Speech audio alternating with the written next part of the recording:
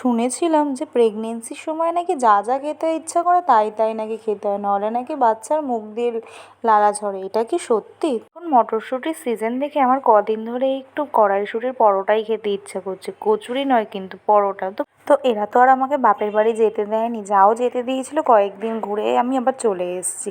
তো কি করব, নিজের ইচ্ছা তো নিজেকেই পূরণ করতে হবে, যেহেতু খেতে আমারই ইচ্ছে করছে। আর শ্বশুরবাড়িতে থাকলে তো একটু হাতে না হাতে করে দিতেই হয়। তো নিজে নিজেই বানিয়ে ফেললাম কড়াইশুঁটির পরোটা। তার মধ্যে আজকে হচ্ছে সানডে, সানডে মানেই ফান্ডে। তো কড়াইশুঁটির পরোটা করলে কি আমি আর একা খাবো, সবাই মিলেই খাবো নিশ্চয়ই।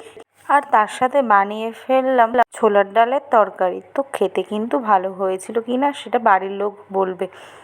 আমার না ক্যামেরা ধরার কোনো স্ট্যান্ড নেই, বা ক্যামেরা ধরে দেবে সেরকম কেউ নেই। ওর জন্য আমি নিজের ক্যামেরা নিজেই করি। আর দেখো, তোমরা যাতে বিশ্বাস করো যে আমিই মাখছি, ওর জন্য নিজের মুখটাও একটু দেখিয়ে নিলাম। কী আর করব, আমার কষ্টের কথা। আর জানো তো, প্রেগনেন্সির পর থেকে আমার এত মাথা যন্ত্রণা করতো, যেহেতু আমাকে চশমা নিতে হয়েছে, ওই জন্য সবসময় চশমাটা পরে থাকি। আগে কিন্তু সেভাবে পরে থাকতাম না। আর আজকে জানো তো, আমার 7 মাস কমপ্লিট হয়ে 8 মাসে পড়লো। কয়েকদিন আগে কিন্তু আমার স্বাদও চলে গেছে। দেখো, আমার স্বাদের অনুষ্ঠান গেছে, আমি ফোনে কোনো ভিডিও করিনি যে তোমাদের একটু দেখাবো আমাকে ঠিক কেমন লাগছিল। আর দেখো, এদিকে লুচিগুলো জানো তো খুব দারুণ ফুলেছিল, আর খেতে কিন্তু খুব টেস্টি হয়েছিল। সেটি বাড়ির লোকই বলবে যে কেমন হয়েছিল। আর রান্না যেহেতু নিজে করেছি, ওর জন্য তো নিজেরটা নিজে আগে বেড়ে খেয়ে নিতে পারি না, ওর জন্য যাকেই আগে দিলাম ফার্স্টে খাওয়ার জন্য।